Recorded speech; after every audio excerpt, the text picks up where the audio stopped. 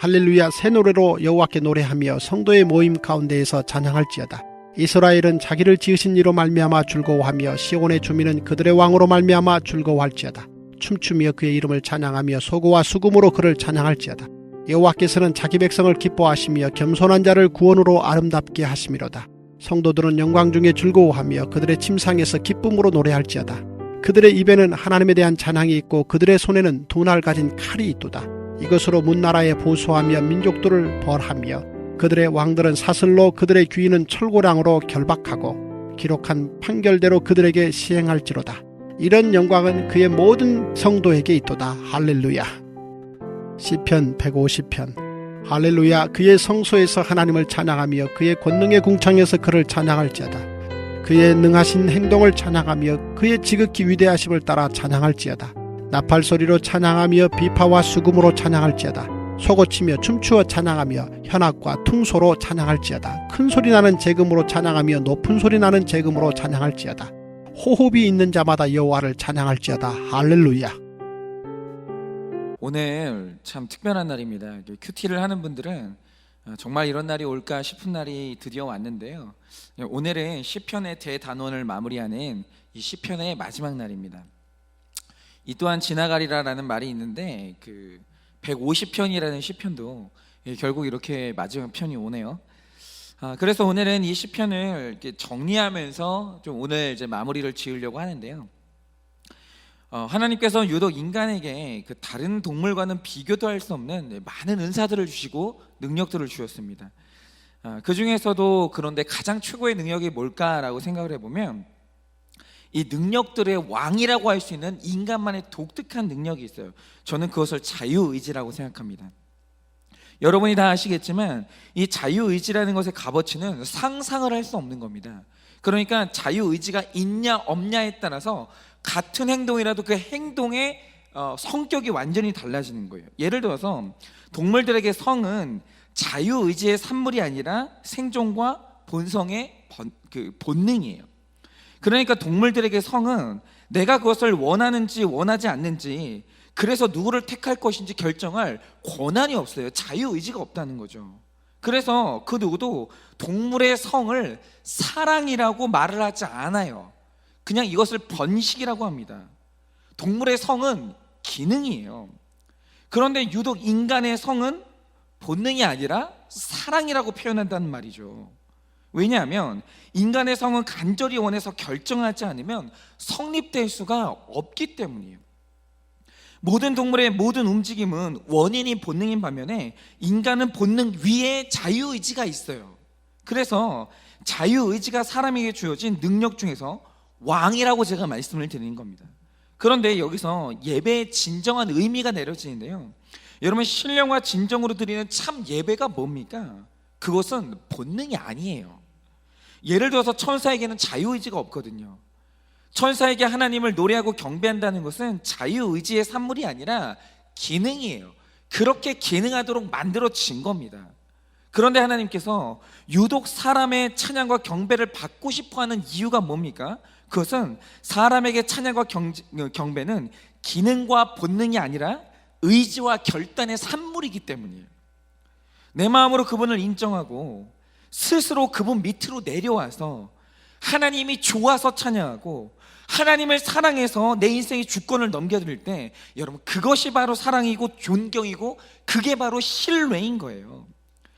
인간의 모든 좋은 것들은 자유의지가 만들어내는 겁니다. 그래서 하나님은 인간에게 예배받기를 원하시고 인간의 찬양을 그렇게 사랑하시는 거예요. 그런데 이 자유의지가 양날의 검인 이유가 뭐냐면, 언제든지 그 자유의지의 결정은 정반대로 작동할 수도 있다는 게 문제예요. 얼마든지 인간만은 내 인생의 보좌에서 하나님을 끌어내리고 자신이 그 의자에 앉을 수도 있고, 그 찬양의 능력으로 하나님을 찬양하는 게 아니라 나 자신을 찬양하거나 심지어 나보다 훨씬 더 못한 짐승을 경배하는 게 가능한 게 바로 이 자유의지라는 거예요. 그래서 사람이 얼마나 예배하기 어려운 존재를 상징적으로 보여주는 게 이 열왕기에 나오는 왕들의 모습인데, 여러분 여기서 이 왕들이라는 것은 왕의 능력, 즉 자유의지를 가진 인간 자체를 상징하는 게 바로 왕이에요. 그런데 자유의지를 가지는 왕들 중에서 스스로 자기 보좌에서 내려와 하나님을 찬양하면서 즐거워한 왕이 몇 명이나 있었냐라고 하면 단언하건대 한 명도 없었다고 말씀드릴 수 있어요.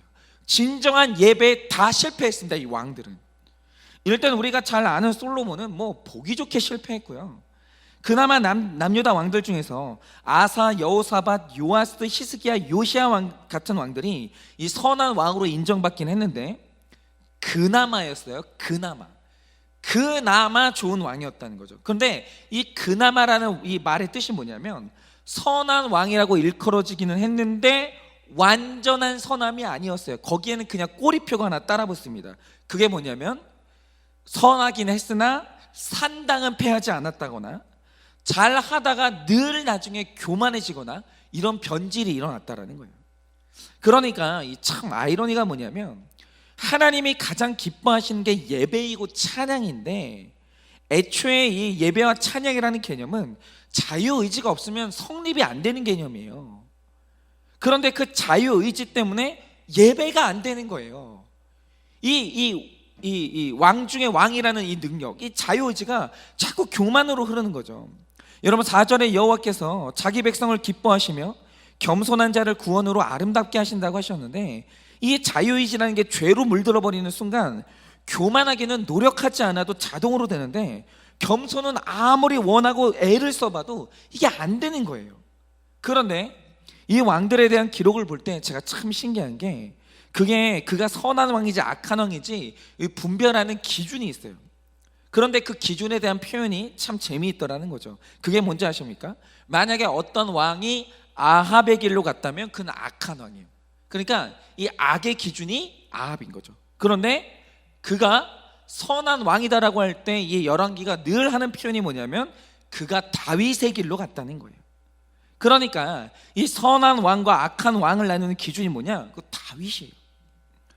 다윗의 길로 간 자는 선한 왕이고 다윗의 길을 벗어난 자는 악한 왕이라는 거죠. 그러면 이 사람이 걸어가는 선한 길, 다윗의 길이 뭐냐라는 거예요. 물론 다윗의 길은 이 일평생 겸손함으로 하나님을 왕으로 모시고 그를 예배하는 인생이 다윗의 길입니다. 이걸 모르는 사람은 없죠. 그런데 우리가 궁금한 건 모든 왕들은 다 실패했는데 물론 다윗이 죄가 있었을 거 아니에요. 그도 교만이 있는 왕이었고 욕이 정말 많았는데 어떻게 다윗은 일생 겸손하게 구원의 길을 걸었냐라는 거예요. 그 비결이 뭐냐라는 거죠. 그걸 제가 이제 설명을 좀 해드리려고 하는데 제가 예전에 이 콘스탄틴이라는 이 판타지 영화를 본 적이 있습니다. 뭐 그 영화가 뭐 대단히 뭐 의미가 있거나 이런 건 전혀 아니고요. 더더군다나 기독교랑은 아무 상관이 없는 영화입니다. 오해하시면 안 돼요. 그런데 제가 그 대사 속에서 흥미로웠던 게 뭐냐면 그 영화에 이 가브리엘이라는 천사가 나와요. 이것도 그냥 성경의 가브리엘에서 이름만 따온 거지 캐릭터는 전혀 성경적이지 않아요. 그런데 이 천사가 이제 중요한 이 가브리엘이라는 천사는 중요한 계시가 있을 때마다 세상의 말씀을 전달하는 역할을 하거든요. 예를 들어서 예수님이 처녀 마리아의 자궁으로 임하실 때 그 사실을 전달했던 게 바로 가브리엘입니다. 이 가브리엘이 천사장으로서 굉장히 중요한 역할을 감당하는데 아마 그런데 이제 한 번은 이 영화에서 이 가브리엘이 이 땅에 악의 세력을 풀어가지고 세상을 고통으로 빠뜨리려고 한다는 이 설정을 해요. 그런데 이 콘스탄틴이라는 사람이 이게 이해가 안 되는 거예요. 당신은 가브리엘인데 하나님의 뜻을 전달하는 천사인데 왜 당신이 세상에 고통의 문을 열려고 하는지, 하나님께 허락받은 일도 아닌데 왜 그런 일을 하려고 하는지 그 이해가 안 되니까 물어봅니다. 왜 그러냐고. 그때 이 가브리엘이 콘스탄틴한테 하는 말이 뭐냐면 자기는 하나님을 이해할 수가 없다는 거예요. 왜 자꾸 인간을 용서해 주냐라는 거죠. 우주에서 그 어떤 존재도 이런 혜택을 받은 적이 없는데 왜 하나님은 유독 인간만 사랑해서 자격 없는 인간을 자꾸 용서해 주시고 그들을 안아주시냐라는 거예요. 자기는 그게 너무 불공평하게 느껴진다는 거죠. 그런데 그런 인간을 가만히 관찰하다가 가브리엘이 하나 발견한 사실이 있어요. 그게 뭐냐면 저 교만한 인간들은 유독 고통을 당할 때 경건해지더라는 거예요. 그래서 나는 너희들이 구원받기에 합당한 자격을 갖추게 하기 위해서 이 세상에 고통을 풀기로 결정했어. 왜냐하면 그때 너희가 경건해지거든. 이렇게 말하는 대사가 있습니다. 그런데 제가 이 대사를 보면서 그 한 가지 대사 있죠. 인간이 참 교만하고 악한데 고통당하는 인간은 경건해진다는 그 말 하나만큼은 공감이 가는 거예요. 그런데 이런 흐름이 다윗의 인생을 통해서도 드러나는 거예요. 여러분, 총 150편의 시 중에서 다윗이 저자라고 명확하게 밝혀진 시가 73개입니다. 그런데 참 의미 있는 것은 73개의 시 중에 고난을 탄식하는 다윗의 시가 몇 개냐? 46개예요. 46개. 저는 이게 다윗의 인생을 대변한다고 생각합니다. 다윗의 인생에 기쁘고 즐거운 날이 많았냐? 기쁨으로 찬양하는 날이 많았냐? 아니면 탄식하고 분노하고 억울한 날이 많았냐라고 하면 고통스러운 날들이 압도적으로 많았다는 거예요. 압도적으로. 그러면 왜냐 이거죠. 분명히 다윗은 택자고 하나님이 그를 사랑하시고 하나님이 그를 구원으로 이끌기를 선택하셨는데 왜 하나님은 다윗의 인생에서 찬송의 시보다 탄식의 시를 더 많이 쓰게 하셨는가? 아마 다윗은 고통당하는 그 순간에 하나님이 내 삶에 왜 이런 고통을 풀었는지 이해를 못했을 거예요. 왜 내 삶에 자꾸 원수가 나타나는지. 그런데 원수도 하필이면 그 나라의 왕이 나의 원수인 거예요.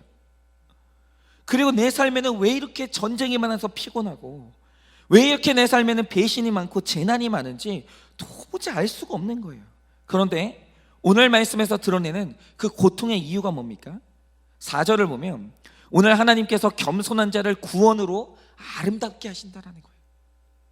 구원의 아름다움이 임하는 사람이 누구냐? 그는 겸손한 자예요. 그런데 바로 그것을 위해서 성도의 인생에 주시는 선물이 있다는 거예요. 그게 뭐냐면 바로 두 날을 가진 칼이에요. 그런데 여기서 두 날 가진 칼이라는 것은 절대로 피할 수 없는 칼을 의미하는 거예요. 그런데 그 칼이 휘두르면서 멸하는 대상이 누굽니까? 다윗의 목숨을 멸하는 것이 아니라 다윗 안에서 다윗을 교만의 길과 멸망의 길로 이끄는 교만한 왕과 귀인들을 결박하더라는 거예요. 그런데 다윗의 인생을 보면 정말 그렇습니다. 다윗의 인생에 하나님께서 언제 이 양날의 검을 보내십니까? 그것은 그의 자유의지가 또 교만으로 흐를 때쯤 하나님이 어김없이 양날의 검을 보내시는 거예요. 예를 들어서 역대상 21장을 보면 교만해진 다윗이 어느 날 사탄의 충동을 받았어요. 그러니까 이 교만이라는 것은 사탄의 본질이 교만하기 때문에 교만한 인간은 사탄이 가지고 놀기에 딱 좋은 상태인 거예요. 그런데 이때 이 사탄의 충동을 받아서 저지른 일이 뭡니까? 그가 자기 업적을 확인하기 위해서 내 백성의 인구수를 계수하는 거예요. 그런데 하나님이 그는 택자이기 때문에 그의 마음이 교만으로 흐르는 걸 놔두고 볼 수가 없는 거예요. 그래서 하나님께서 그를 겸손함으로 아름답게 하기 위해서 주신 은혜가 있었어요. 그게 뭡니까? 즉시 이스라엘 전역에 사흘 동안 전염병을 내리시는데 그 전염병으로 무려 7만 명이 죽습니다. 그런데 다윗 안에서 이 7만 명의 죽음으로 교만이 또 무너져 내려요. 그런데 무너져 내리던 바로 그때 일어나는 일이 뭐냐? 다윗에게 다시 영의 눈이 열리는데요, 교만이 박살나고 나니까 오르나는 타작마당에 선 천사가 보이는 거예요. 그러자 그는 즉시로 여호와를 위한 단을 쌓고 엎드려 경배를 회복합니다. 여러분, 바로 이겁니다. 언제나 구원으로 아름답게 하신 사람의 인생에 하나님께서 베푸시는 은혜가 뭐냐면 면류관이 아니라 양날의 검이라는 거예요. 어김없이 그의 왕, 그 교만한 왕을 무너뜨리는 주의 양날의 검이 그의 삶에 임하더라는 거죠.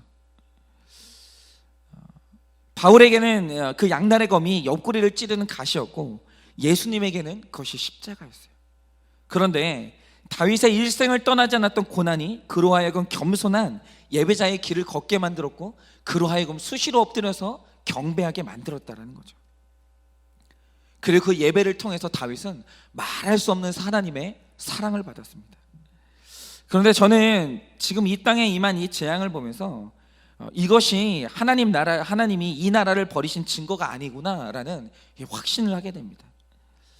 이 재앙은 여호와께서 자기 백성을 기뻐하사 겸손한 자를 구원으로 아름답게 하려고 주시는 이 하나님의 양날의 검이라는 해석을 오늘 주시는 거예요. 여러분, 우리가 오늘 이 재앙 가운데서 해야 될 일은 다시 겸손하게 예배의 자리로 가는 거예요. 여러분, 저희 교회도 이번 주는 예배당에 모이지 않고 인터넷으로 말씀을 나누려고 합니다. 하나님이 허락하시지 않으면 누구도 성전 뜰을 밟을 수 없음을 인정하면서 이 예배가 얼마나 소중한 것이었는지, 함께 모일 수 있다는 것이 얼마나 큰 은혜인지 여러분 다시 한번 겸손으로 우리를 아름답게 하시는 그 하나님의 섭리를 우리가 하나님 앞에 드려야 된다는 거죠. 여러분, 오늘 우리는 이 재앙을 통해서 우리의 교만함을 치시는 이 양날의 검을 통해서 우리가 회복되는, 예배의 소중함과 예배의 뜨거움이 회복되는 시간으로 삼아야 된다는 것이죠. 즉, 오늘 말씀드리는 다윗의 길이라는 것은 뭐냐라고 하면 고난 가운데서 겸손함이 회복돼 구원의 아름다움을 갖추는 것이 다윗의 길이라는 거예요. 여러분, 지금 온 나라가 이 어두운 시간을 통과하고 있고 방역 당국과 의료인들 그리고 정부가 이 사태를 해결하기 위해서 정말 애를 쓰고 있습니다. 이때 우리가 해야 될 일은 잘한다 못한다 평가하고 비난할 게 아니라 이 각자가 이 재난의 원인이 나의 교만함에 있음을 깨닫고 겸손함의 아름다움을 되찾는 것입니다. 그리고 수고하는 모든 분들을 위해 기도하고 격려를 해야 돼요. 바로 그럴 때 우리 안에 다시 한번 뜨거운 예배가 회복되어지고 그 예배를 받으신 그 하나님께서 다시 한번 치유를 하시고 정말 우리에게 구원의 아름다움을 허락하여 주시는 놀라운 역사가 있을 줄을 예수님의 이름으로 축원을 드립니다.